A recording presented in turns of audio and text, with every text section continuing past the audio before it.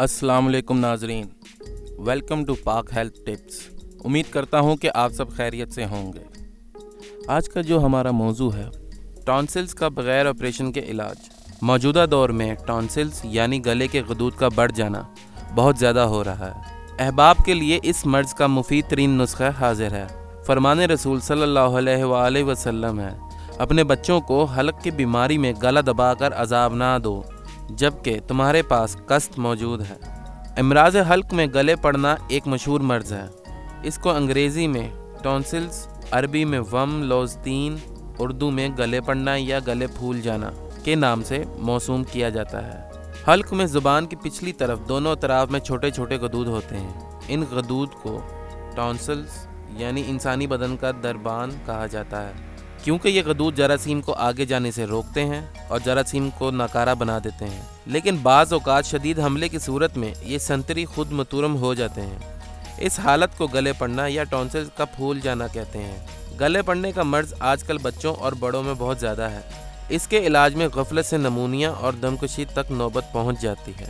इस मर्ज़ के असबाब फ़िज़ाई आलूदगी मसलन गर्द गुबार और धुआँ, ज़्यादा गर्म और सर्द अशिया का इस्तेमाल यानी गरम गरम खाने के बाद फ़ौरन ठंडा पानी या ठंडी बोतल पीना, क़ुव्वत मुदाफ़त की कमज़ोरी, तंबाकू नोशी, बारिश में भीगना, गंदी अशिया मुंह में डालते रहना, फीडर और चूसनी से जरासीम के माकूल मिकदार हलक में जाती रहती है। आइसक्रीम और कुल्फ़ियाँ जिनमें शक्रीन होता है, खाना गले पड़ने का सबब बनती है। आलामात: इस बीमारी की इब्तदा गले में खराश और गरानी से शुरू होती है।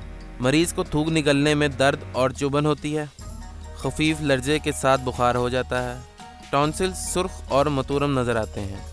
नब्ज़ तेज़ और जिस्म गर्म हो जाता है। गर्दन घुमाने में दर्द होता है। भूख ख़त्म हो जाती है। कमज़ोर बच्चों में इस मर्ज़ के बार बार हमले की वजह से गले अक्सर फूले रहते हैं, जिसकी वजह से बच्चा मुंह खोलकर सांस लेता है और गहरी नींद नहीं सो सकता। हाजमे की खराबी और भूख की कमी की वजह से बच्चा कमज़ोर और कम अकल हो जाता है।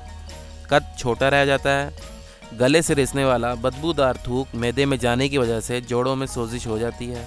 जहरीली रतूबत खून में मिलने की वजह से दिल के वाल्व मतूरम होकर हमेशा के लिए तकलीफ़ का बायस बन जाते हैं। इलाज: इस मर्ज़ के इलाज से अगर गफलत की जाए तो हमेशा इसके ख़तरनाक नतीजे देखने में आते हैं। इसके बार बार हमले होते हैं। इलाज से शिद्दत में कमी आ जाती है, लेकिन बीमारी बरकरार रहती है और अंदर ही अंदर घिन की तरह खाई जाती है। मर्ज़ के हमले के दौरान मरीज़ मुकम्मल आराम करे। गले पड़ने के जितने असबाब बयान किए गए हैं, इनसे परहेज़ करें। तुर्श और ज़्यादा सर्द और गर्म अशिया से परहेज़ करें। गरम गरम खाना खाने से हल्की झिल्लियों और गदूद में वर्म हो जाता है। इसलिए नबी करीम सल्लल्लाहु अलैहि वसल्लम ने गरम गरम खाना खाने से मना फरमाया है। हर किस्म के तेज़ाबी कोला, तंबाकू नोशी, पान, आइसक्रीम, टॉफ़ियाँ और चिंगम से परहेज़ किया जाए। तिब्बे नबवी सल्लल्लाहु अलैहि वसल्लम मालिज रूह जिस्म नबी करीम सल्लल्लाहु अलैहि वसल्लम ने अक्सर इमराज का असूल इलाज अता फरमाया है, लेकिन तफसील मालिज की तहकीक के लिए छोड़ दी ताकि तफसील और तहकीक का अमल मुसलसल जारी व सारी रहे। 3 बीमारियां ऐसी हैं जिनका इलाज आप सल्लल्लाहु अलैहि वसल्लम ने खुद करके दिखाया। इनमें वजह अल कल्ब, इस्तिस्का यानी पेट में पानी पड़ना और गले की सोजिश शामिल है। हज़रत जाबिर बिन अब्दुल्लाह रज़ी अल्लाह ताला अन्हु रिवायत करते हैं कि हुज़ूर अकरम सल्लल्लाहु अलैहि वसल्लम ने फरमाया, ए औरतों, तुम्हारे लिए मकाम अफसोस है कि तुम अपनी औलाद को कत्ल करती हो। अगर किसी बच्चे के गले में सोजिश हो या सर में दर्द हो तो कस्त हिंदी लेकर रगड़ कर बच्चे को चिटा दें। हज़रत जाबिर रज़ी अल्लाह ताला अन्हु एक और रिवायत में फरमाते हैं कि रसूल अल्लाह सल्लल्लाहु अलैहि वसल्लम हज़रत आयशा रज़ी अल्लाह ताला अन्हा के घर में दाखिल हुए तो इनके पास एक बच्चा था जिसके मुंह और नाक से खून बह रहा था। आप सल्लल्लाहु अलैहि वसल्लम ने पूछा, ये क्या है? जवाब मिला कि बच्चे को गदरा है। हुज़ूर अकरम सल्लल्लाहु अलैहि वसल्लम ने फरमाया कि ए ख़वातीन, तुम पर अफसोस है कि अपने बच्चों को यूं कत्ल करती हो। अगर आइंदा किसी बच्चे को हल्क में सोजिश हो और इसके सर में दर्द हो तो कस्त हिंदी को रगड़ कर इसको चटा दो। हज़रत आयशा रज़ी अल्लाह ताला अन्हा ने इस पर अमल किया और बच्चा तंदुरुस्त हो गया। हज़रत अब्दुल्ला रज़ी अल्लाह ताला अन्हा से मुख्तलिफ मुहद्दिसीन ने इसी मजमून और मफ़हूम की 5 अहादीस बयान की हैं, जिनमें मुख्तलिफ अंदाज में यही नुस्खा बार बार इसरार के साथ गले की सोजिश में बताया गया है।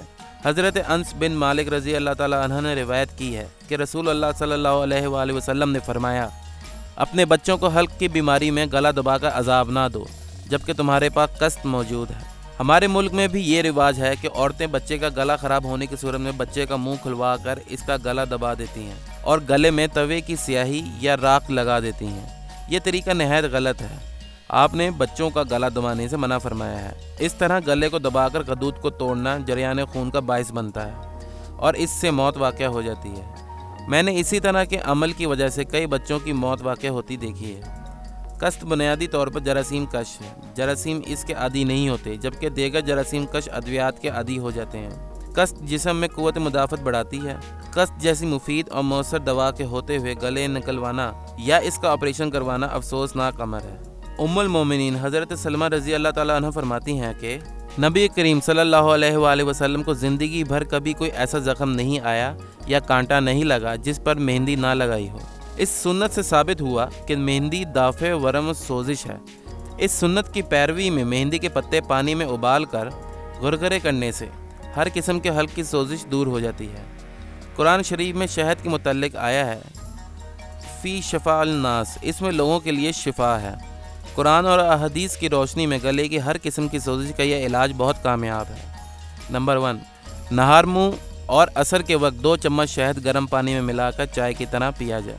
نمبر 2، مہندی کے پتے ابال کر نمک ملا کر صبح اور شام غرغرے کیے جائیں۔ نمبر 3، قسط شیریں 100 گرام شہد 300 گرام ملا کر رکھیں، صبح اور شام 1 چمچ کھائیں۔ بڑوں کے لیے بڑا چمچ، بچوں کے لیے چائے والا چمچ استعمال کریں۔